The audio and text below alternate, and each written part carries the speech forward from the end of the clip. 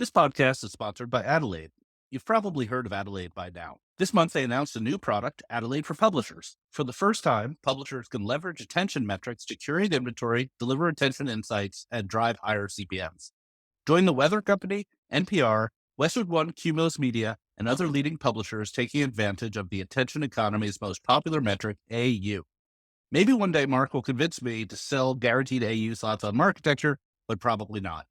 Check out adelaidemetrics.com/AFP for more information. This episode is brought to you by Pure 39, empowering CTV advertisers with comprehensive pre-bid and reporting solutions for targeting and brand suitability. Why settle for non-transparent CTV campaigns when you can select the channels, content, and genres your ad will run on? With over 2,000 CTV signals to apply and report on, you'll be able to customize your targeting, suitability, and optimizations directly in your DSP of choice. If you're looking for more control of your CTV buys, visit pure39.com/CTV. That's PEER39.com/CTV to learn more.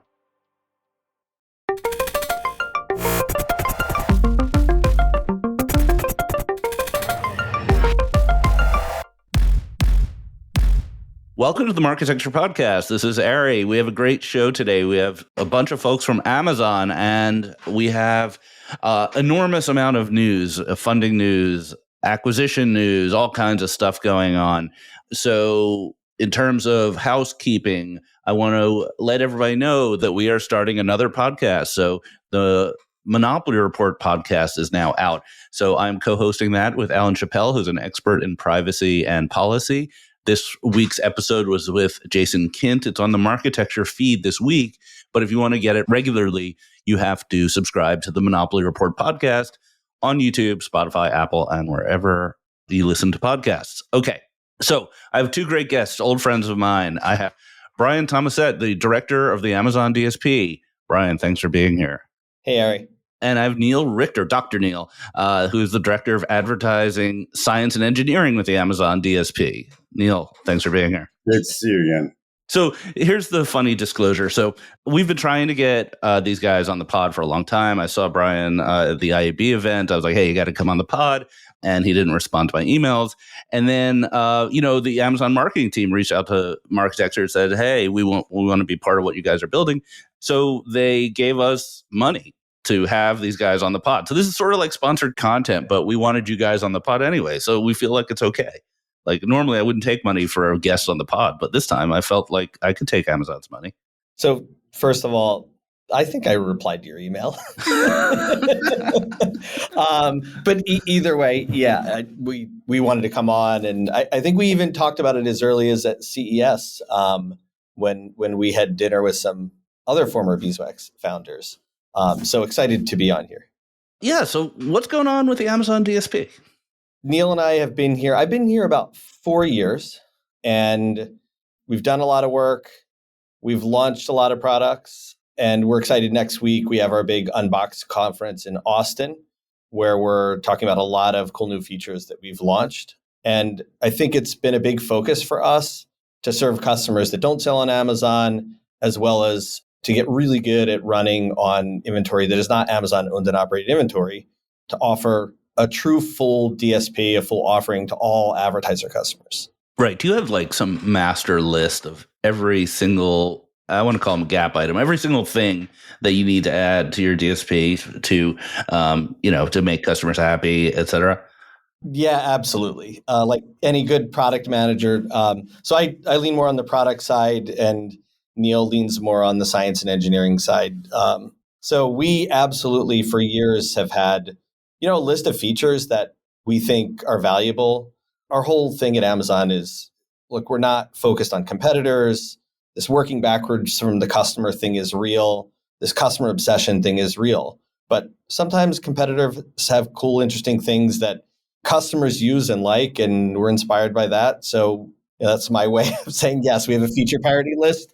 We don't do everything that the competitors do, but there's some major key features like bid factors or really functional deals library and inventory library that we've added over the past 2 years that, I think is a game changer, because all of this interesting Amazon shopping signals, browsing signals, and all the great machine learning that Neil has built I mean, we have AWS. We have some incredible tech and machine learning opportunities and talent that we can use and deploy across this. But to have the core ad tech industry standard functionality that you and Neil and other folks on the IAB have worked for years to standardize, I don't think we had that 5 years ago. And now we can really scale across the open internet. And I think it's important.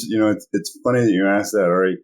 It is a long list, but the features that customers ask for, they serve a purpose of helping them really be successful for their own clients. And we are, as Brian said, replicating some of those features, innovating in others, and then simplifying and eliminating features that we don't think are value adds or complexifiers. And then, of course, investing in AI and machine learning to help make the campaigns better and actually help make them easier to set up. So you don't have to be like a fighter pilot to fly a campaign.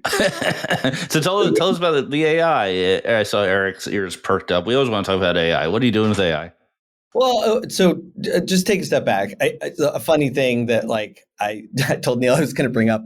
I believe in this idea of if you've worked in ad tech for a long time, you come into it and you kind of are stuck mentally where you started. Neil and I have this interesting, dialogue where I started at advertising.com. So I think of everything like a CPA campaign in an ad network. And Neil, really cut his teeth in this industry building Rubicon. So, everything is a deal ID to him. So when you talk about AI, you have Neil and I kind of on two ends of this kind of control spectrum, but both of us completely agree that transparency is critical. So it's almost this, people talk about an opaque box or, they get frustrated. They can't tell what's going on behind the AI. And I like to think about what we're trying to build as it's a clear box. We let AI do a lot of stuff for you, but it comes with a hammer where you can break glass if needed and go in and retool things and take things out. And you can always see everything that's going on. And I think that's expressed with what we're doing with AMC. You can go in there and understand the deepest details of within, privacy filters on queries and things like that. You can see the deepest detail of what's working in your campaign, whether you're running a Performance Plus campaign, which fully automates everything for you, or you set up a bunch of, first party signals, shopper signal targets, bid factors, deal IDs, and you manually tool in exactly what you want to buy. And we hold ourselves to that standard that, you're going to be able to see it in reporting, see it in attribution, see it in AMC, and give customers that control. So I heard a fun brand name, Performance Plus. Is that there's Performance Max? People are just taking the same 2 or 3 words and combining them in 8 different ways. Is that a question or a statement? So I mean, look, we're engineer and product people by nature. So I defer to the marketing team on that. But I think Performance Plus is a good name, and it probably came out of a lot of engineers like to name stuff with the pluses because of C and C++. C++ is C with a lot of libraries and helpers built into the native language. So I would assume that's where the roots of all of this started. Performance Plus was right there, though. Well, the Plus is version 2. Oh, yeah. Okay, so Plus is coming soon. That's on the roadmap. We're breaking news here. We gotta wait till Unbox next week, see our big announcements. Yeah. See. Maybe. So I guess getting to this evolution of your kind of product, et cetera, it seems like there's, back when DSP launched, I don't know how many years ago, it was really a way to activate existing Amazon data. Are you going to market as it doesn't matter if you're an Amazon customer, we have a better DSP? Is that your claim to the marketplace? It's true. If you look at the long sweep, I mean, I watched the first Amazon DSP light up on other exchanges, and it was sort of a single purpose display DSP to really reach and utilize Amazon data, mostly for merchants and itself.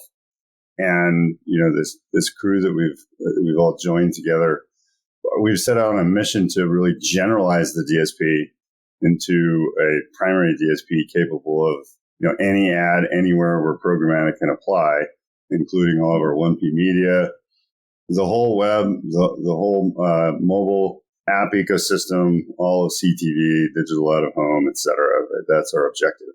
I like your catchphrase already. It's a better DSP.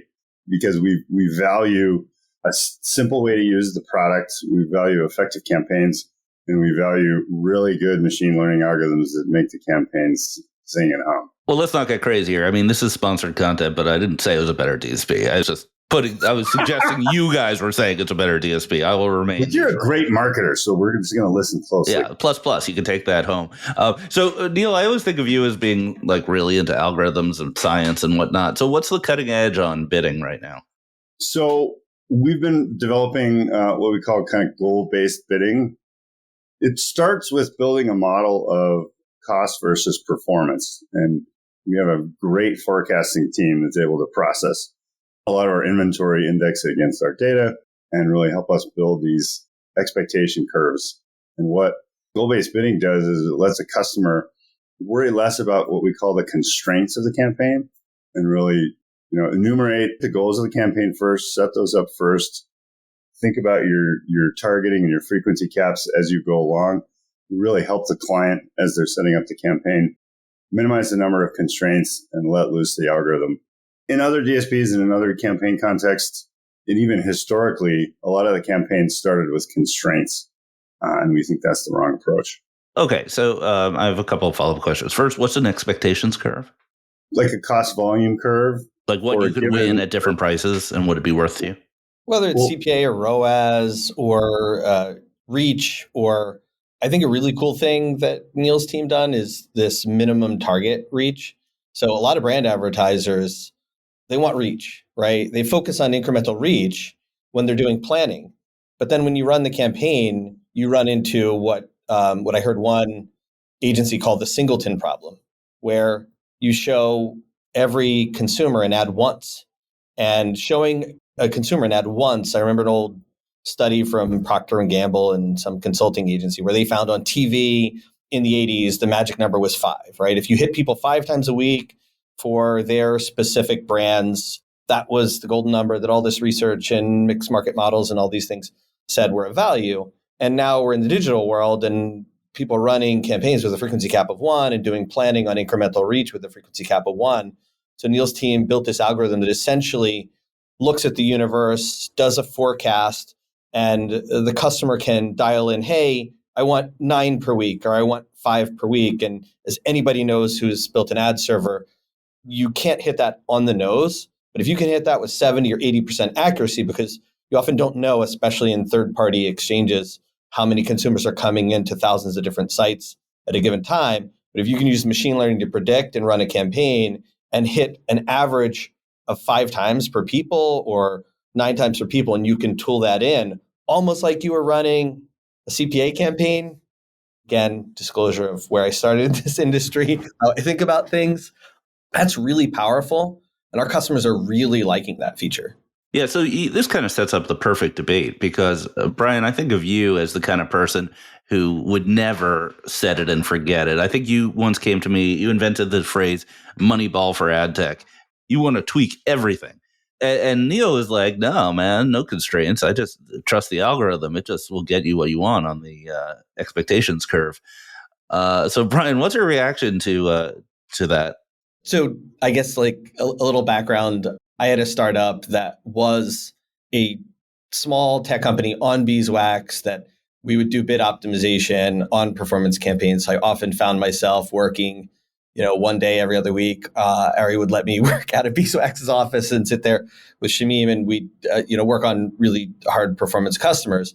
So I don't remember coining that phrase. I'm sure somebody else did. But yeah, I've spent, probably a good decade of my career sitting on campaigns and either as a trader or building something as a trader. But at the same time, if I could spend my time on analytics and marketing and figuring out the right mix of brand video and CTV and sponsorships and performance campaign that drives lower funnel conversions or marketing, I would rather spend my time tooling in that and figuring out marketing and marketing analytics than bidding on deal IDs and sites and audiences. It's just more interesting. So is it that if the algos work well enough, you take your hands off the controls? And you feel comfortable? You don't get like, the shakes or anything when you like. No, because I would be sitting there like analyzing lifetime value and creating multiple different campaigns and using the AI and machine learning to go after different marketing objectives for like high value customers, low value customers, certain products that my client wanted to promote more, grow profit or grow sales or whatever the flavor of the month is from given VP of marketing or CFO. Yeah. But you said earlier that you just build bid factors, right? So why do you need bid factors if, That's a good one. I mean, I think for my answer to your question would be, if the algorithm is working very well and the campaign goes off track, it's probably a failure of initial conditions or of the constraints involved. So I look at it as, if we do the best that we can to help the customer set up the campaign with an optimal probability to succeed in the beginning, then they shouldn't need to touch the campaign and operate it. They should be able to observe it. What we do with bid factors, though, is we allow, and this in some ways is inspired by something you said a while back, if the advertiser has some information that lets them encode via bid factors that a given type of user with this set of signals has double the LTV of some other user, we want that information in the algorithm. And I think you had, at the time in Beeswax, had done a sort of a multi-dimensional system where the bid factors could use multiple dimensions and it would push things around, but it was really for encoding value. Yeah, I think the state is that like the trade desk has very powerful bid factors, but you could only combine two variables at a time, like site and placement. And at Beeswax, we did any by any. Should have gotten better results. I mean, it's hard to prove. Yeah. So we just launched that into open beta, I think, last week. And it is capable of multiple dimensions, and it can interact with the customer's goals.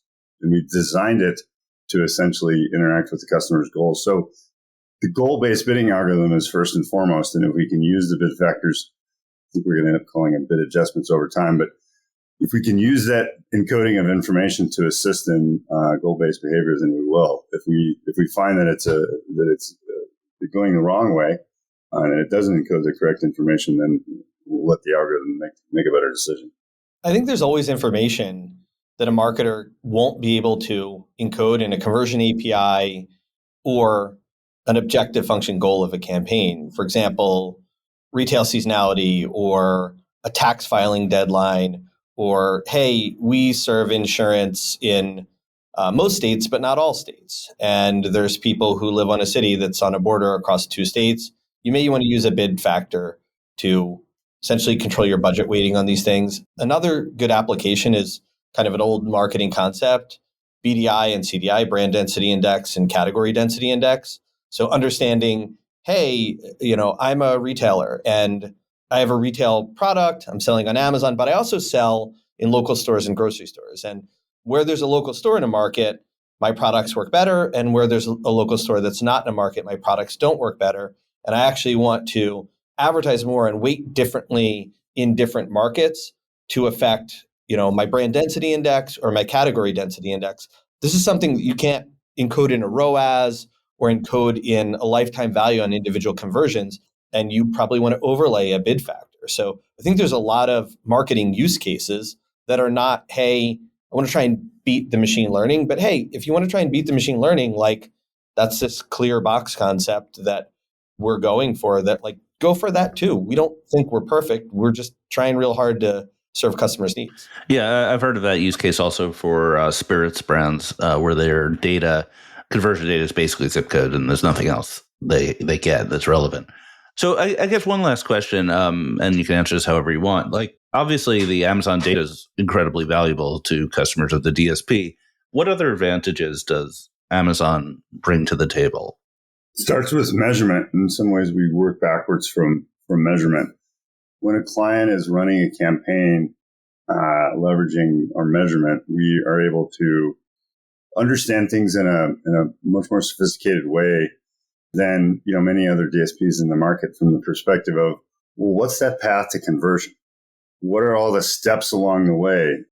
A user's journey from awareness to purchase is not a line. It doesn't look like a funnel. It's a twisted path. and there's many interactions along the way. And the signals involved really help our machine learning go. So probably our struggle, if I'm going to call it a struggle, is helping our clients really see that, right? That it doesn't look like a marketing funnel. It's quite complex, and visualizing that is an interesting, probably unsolved challenge. So I think that's probably the other big one is measurement. Yeah, absolutely. Well, this was a really interesting conversation. I'm really glad we had you on, because the Amazon DSP is a bit of a mystery sometimes to people. I guess if you go to Unbox, you would hear more about it. We have a huge week of news. There's all kinds of things going on, and it's advertising week. So I want to give us enough time to cover that. So we will be back after a quick break. This podcast is brought to you by Moloko. Moloko empowers businesses of all sizes to grow through advanced machine learning solutions that deliver digital growth and performance for customers. With advertising solutions across mobile apps, retail media, and streaming media monetization, Moloko can supercharge your growth. Join industry leaders such as Bumble, DraftKings, and Playtrix, and discover more at moloko.com/podcast. That's moloko.com/podcast. And we're back with news of the week. So lots to go over this week, but I thought we'd start with advertising week. So it's advertising week here in New York City. It's been a constant stream of content and announcements and events and people milling around town. All right, what have you been up to? Yeah, we threw a giant party. I don't know what's happened in my career. I went from a tech executive to a party promoter. And I would like to, for the record, officially apologize to the folks who waited in line and didn't get in. It was a great party. We missed you. Sorry. It wasn't raining. I guess that's a positive. And you probably had something else to do. Go home, spend time with your kids. I barely saw you that night. I had to be saying hi to people, shaking their hands, pretending to know who they were. It was a big night for me. And then I did Ad Tech Jeopardy at Programmatic Mechanics, which was fun. They did up a full Jeopardy board with the music, the daily doubles. It was a lot of fun. And yesterday I interviewed an executive from DoorDash about their commerce media at the actual advertising week venue in the Penn Square area. What were some of the kind of conversations that were happening not on panels that you thought were notable? Like any interesting topics, any interesting themes? I think commerce media, CTV, nothing new. Everyone's talking about the same things. Everyone's asking me what I think is going to happen to Google, which we've covered on the show pretty extensively, so I won't repeat. It's the fun stuff. It's really just an excuse for everyone to come to New York. I'll double click on that. Everything commerce media, CTV. There are maybe two things I would add. Number one, people are reaching the stage of talking about what if on the Google stuff, what if there's a full divestiture? How does that affect the ecosystem? And, I think there's some conversations I had where people were super excited about how the chessboard might be reset. So that was fun. And then, BI had this piece on, people are questioning AI and maybe it's a little bit of a riff on what you wrote. And we'll get into it in the news a little bit later on. But I'm just constantly scratching my head when there's these, algorithmic businesses that are being built, Advantage Plus, PMax, what you guys were talking about with Performance Plus, that are multi-billion-dollar businesses. How is AI not just taking over everything?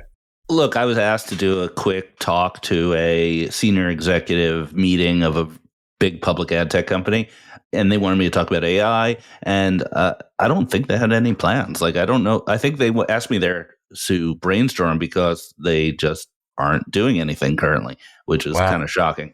Incredible. Anyway, Brian, were you running around town? Yeah, I did a panel with Segment and a guy from Snap, and honestly, that was the first time I always thought Adweek was just a time to come to New York, like Ari said, and I live in New York, so it's always been a lot of client meetings, a lot of partner meetings. But actually, for the first time, I realized it was an actual conference area that you go into, and there's booths and panels, and I never realized that before, and have been doing this for 20 years. It's not that glamorous, just to be honest. I mean, I want to be thankful to the Advertising Week people for having me, but it's in the basement of an abandoned shopping mall, and I'm not exaggerating at all. No, you're not. My panel was definitely in basement vibes. I thought Adweek was inside of cabs going from building to building. Yeah, it used to be distributed, like there was a little bit here and there, and then they tried doing it in this movie theater on the Upper West Side, and that was a disaster because like there were just limited hallways and escalators and stuff, and now they're in what used to be called the Manhattan Mall, which was, fun fact, was built by Imelda Marcos as a money laundering scheme. So it is just that one building now, right? So I always thought it was like, hey, there was an OMA panel over here and this over there, and it was scattered throughout the city before. And it's now just one hall, but it's just like micro CES in one hall. Exactly that. All right, let's get back on track. I like the OMA name drop though. All right, so big M&A week. Zeta acquires Live Intent, JW and Kinetics merge. Let's talk about them both. So Zeta Global buys Live Intent for $250 million. I want to get into that in a second. All right, you had a nice write-up on like your analysis of the deal. Why don't you give us a quick overview? Yeah, right up. It was like a 10-word tweet, but basically Zeta's in the data business. Zeta holds first-party data for their customers, activates it in all different channels. That's how they make most of their money. So it makes sense that they would be very concerned about the loss of cookies and the future. To my knowledge, I don't think Zeta has its own identity product per se. Live Intent, on the other hand, has its own identity product because their core business is email advertising. And the benefit of being in the email advertising business is that you see hashed emails from millions or tens of millions of people. Live Intent had been trying to become an identity first company and maybe compete with LiveRamp or other folks like that. I don't think that necessarily was working that well. They weren't considered a leader in the identity space. So this makes a ton of sense. Zeta gets identity, Live Intent gets an exit, and everyone's happy. So let's talk about Zeta for a second.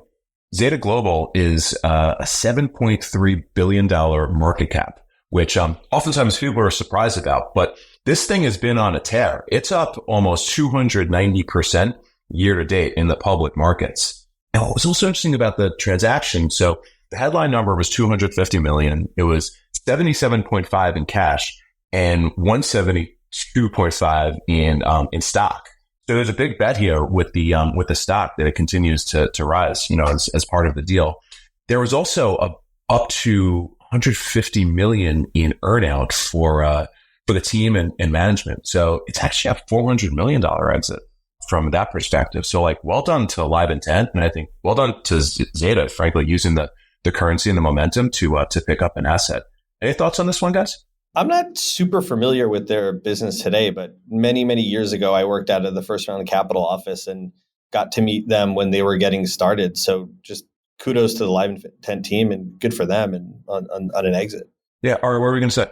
Well, first of all, Boris is a winner. So IPN Web built most of Live Intent, and I think he was a pretty big shareholder. So good for Boris. And, can you imagine, you're some Zeta executive and now you have Matt Kaiser as your direct report. You have to do like one-on-ones with Matt every week, keep him on track. That'd be fun. That guy. Amazing. Bonus. Retention bonus forever has to manage Matt. Good stuff. Congrats to Boris and Matt, obviously. Boris is awesome, unsung hero of much of what everyone relies on. But I think he's become a little bit more of a sung hero over the course of the past couple of years.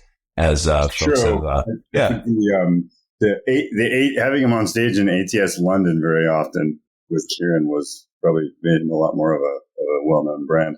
I think that's right. And JW and Kinetics merger is official. So this one was rumored for some time. So the announcement, happened this week for advertising week. And on the surface, it seems like a good deal. It's now an end-to-end platform for video workflow and video monetization. All right, take us through your hot take on this one. So I think we should disclose both you and I are investors. This was an angel investment of yours, wasn't it? 2007, believe it or not. I've been an advisor to them for like 10 years since they were known as Long Tail Video. And Dave Otten, the CEO of the combined company, is our podcast guest next week. So we are going to get the real skinny from him, and he didn't even have to pay to be on the show. No, but you guys invested in him. Are there any ed tech companies that come on this podcast that you haven't invested in or haven't sponsored? Or didn't work with Eric at About.com 20 years ago? Those are the three criteria for being on the show. Got it. Wait, did Otten work with you at About.com also? He did. Oh my God. He's a twofer. I get walked right into that one. Anyway, give us the hot take on the deal, because this one is interesting. JW has a SaaS business as a video player and an ad business where they don't sell ads, but they enable it. Kinetics has an ad network where they do sell ads. And also Kinetics has video syndication. So they give you the player plus content, which is really helpful for smaller sites. So a more broad suite of tools. I think it makes a ton of sense. It's still probably more in the torso tail where the strength is, although the JW player does have a SaaS business where they sell to premium as well. So good for them. And it's going to be a big combined business as well. I think they said it was going to be 300, 400 something people. All right, that's M&A. It's a big fundraising week too. So right before we started recording, the news about Scope 3's $25 million fundraise hit. So Scope 3 raised $25 million from GV, Venrock, some little fund called Aperium. I would point people to a video that Brian Bach recorded with the announcement on just the story behind this. It's really interesting. Again, having invested in the round, I got a little bit of an insight onto this one. So when he had his heart surgery, he wasn't working much. He was kind of sitting around thinking and kind of observing what was happening in AI, and really got inspired by this idea of the way that Scope 3 is optimizing decarbonization of media and marketing. It's got big implications for AI, which is taking over media and marketing. So the raise here, and again, encourage folks to watch Brian's video, is about going after the sustainability opportunity in AI, which is really, really big. So it's an ambitious guy, ambitious vision, and I think it's super exciting. Any thoughts on this one, guys? No, he was on the podcast a couple weeks ago, and you invested, so that tracks. What? Sorry. We need to hire an intern to do like a end of the year infographic on our podcast guests. Yeah. Instead of fact checking, like who invested and who sponsored, and track everything. Yeah, exactly. Kind of like you did your tracker in your Monopoly Report podcast, like who had been a podcast guest. Yeah, I stopped doing it when it started going down. I'm not. It can't be trusted with the numbers. I did not expect this level of hazing so early in the morning during advertising week. But, sorry, no, right. I think it's great what they're going after, and I think sustainability is important, and we're hearing a lot of that from big agency customers. So, sounds like a great space to be going after. We'll keep moving in. So Human raised $50 million. Human now bills themselves as both a security and a verification company. So I think the headline here was taking the $50 million and pushing more into verification with a focus on commerce. Human was kind of rumored to be on the IPO path. So some of this might just be kind of bolstering the balance sheet. You said maybe making a couple of kind of small acquisitions, getting ready for potentially going out. Yeah, I was a shareholder in Human. They recapped at some point, so I'm not a shareholder anymore, just to continue on that theme. So I think the interesting thing about Human is that they, from the get-go, everyone acknowledged they were the best at what they did, security and fraud detection. And they were surrounded by companies like DoubleVerify and IIS that did a broader array of things.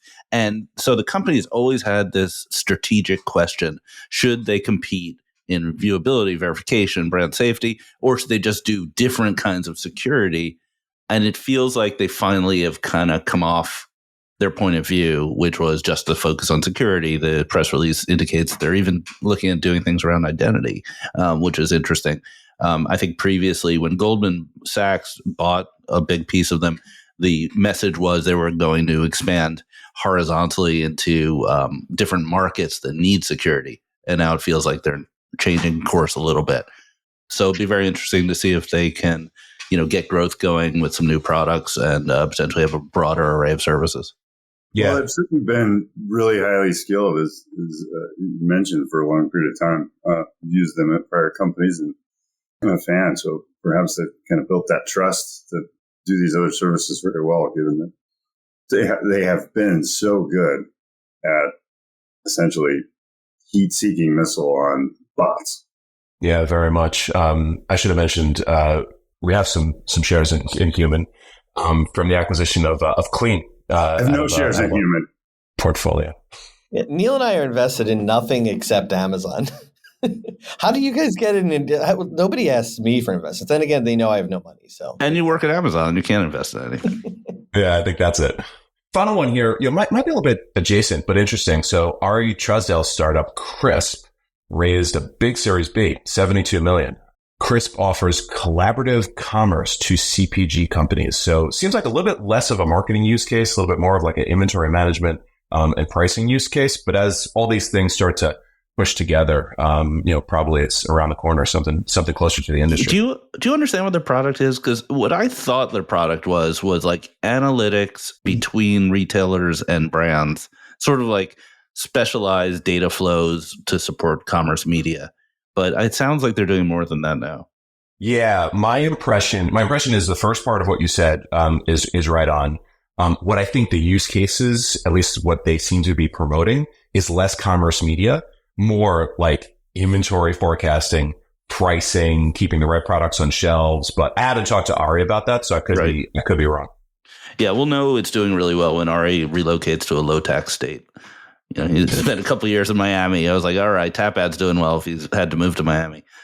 Amazing. All right, cool. Let's hit another few, and then we'll call it a day. So there was another announcement of a customized AI-based bidding business from TikTok. TikTok launched their own version of PMax or Advantage Plus, and it is called, drumroll, Smart Plus. Not Smart Plus Plus. They missed the memo. These products are taking over the world. And AppLovin actually has one as well. I think it's called Audience Plus. So there's clearly a trend. It's really called Audience Plus? Really? Yeah, I'm not kidding. It's okay. Not Audience Plus. It's a trend here. So, again, these big platforms are just pushing in this direction. You flagged this one. There's a big Wall Street Journal report on Google's declining search share, projected to fall under 50% over the course of the next year when you include Amazon. So this is interesting. All right, talk about this. Yeah, I think the article was interesting because it was a feature in the Wall Street Journal, so it got people talking. I think it is maybe relevant that this article is coming out at the time when we're starting to debate the search trial remedies, which was also news this week, because the judge's findings in the case were that Google did not have a monopoly in what it called broad search, because of people like Amazon or Yelp or whatever. People search in all kinds of places, and that the monopoly finding was only in what I think they call general interest search or something like that. So this article sort of supports Google's point of view, which is they're just a tiny little helpless company, with less than 50% market share. And I don't know, is it true? It's one way to look at it. I think the trend is definitely away from them. People are using TikTok. TikTok has a search keyword product now that you could advertise on search keywords, and people use TikTok quite a bit for searching, for how-to videos, recipe videos, things like that. The landscape is changing. Maybe antitrust will be, too slow as usual. We'll see. Yeah. When you were out in DC, Joe Zappa and I did News of the Week, and we talked about the TikTok product. I think it was something around 40% of the TikTok users use it as a search engine. So it's big. And then obviously Amazon, from a product shopping perspective, huge search engine. So between that and some of these LLM based chat tools, you're going to continue to see a lot of pressure on search as a core business. Now, I know the Amazon folks aren't going to want to comment on this, but I want to ask a factual question, maybe answer or not, which is, are Amazon searches included in the data that you can use in the DSP? Are chatbots and search the same category? If a consumer searches for bicycle, can you target them using the Amazon DSP as a bicycle intender? Amazon Ads in general has sponsored products. So, that's really, the search engine results page, the ads from sponsored products show up there. So, it really depends on which Amazon Ads products you use. But I just think the category, Eric, you said a search engine. I think 5 years from now, will a search engine be a chat interactive experience, an agent experience, or typing a keyword into a box? And I'm more curious to see how that will evolve. What do you think happens?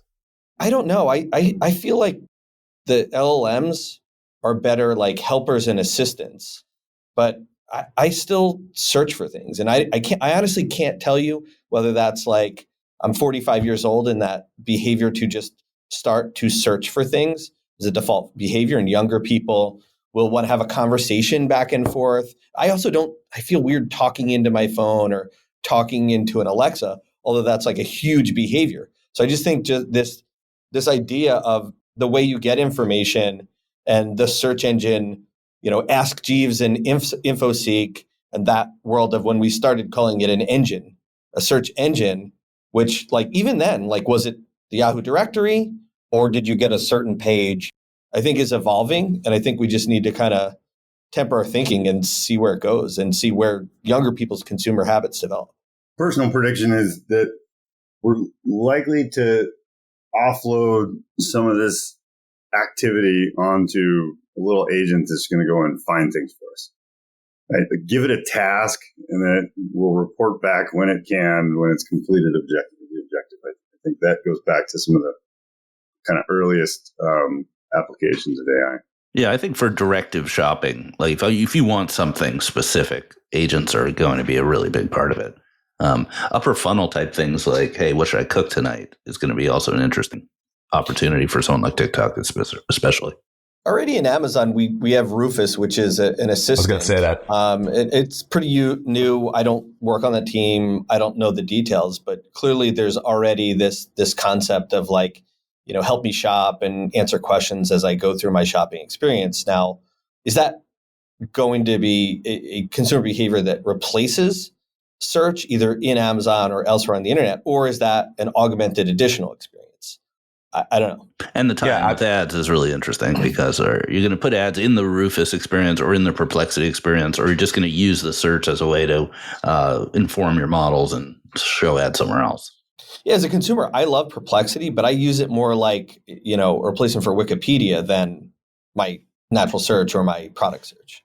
All right, let's hit one more, and then we'll call it a day. You missed the big one. What's the big one? As an AI guy, having Jeff Hinton and John Hopfield get the Nobel Prize is a big deal.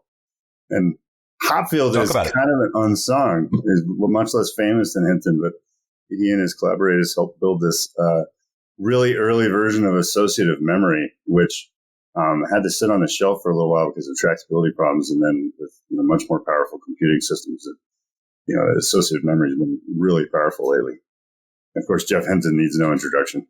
He might need an introduction for the listeners of this pod. I was going to say, I'm a father of deep learning. I'm a product guy, Neil. Who's Jeff Hinton?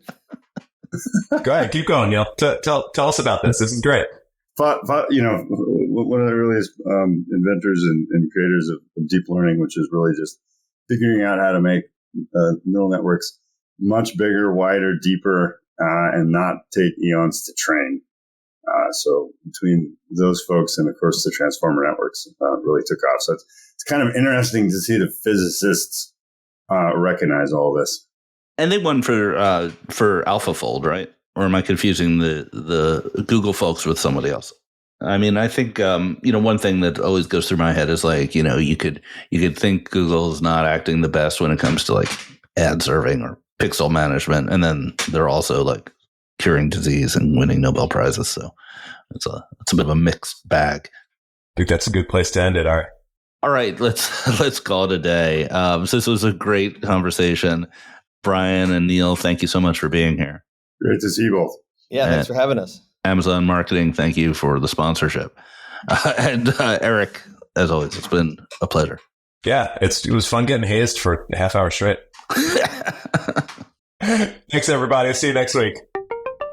Thank you for subscribing to Marketecture. New interviews are added every week at marketecture.tv and your favorite podcasting app.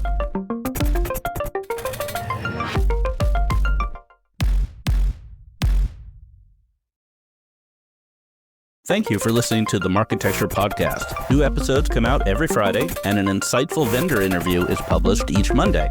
You can subscribe to our library of hundreds of executive interviews at marketecture.tv. You can also sign up for free for our weekly newsletter with my original strategic insights on the week's news at news.marketecture.tv. And if you're feeling social, we operate a vibrant Slack community that you can apply to join at adtechgod.com.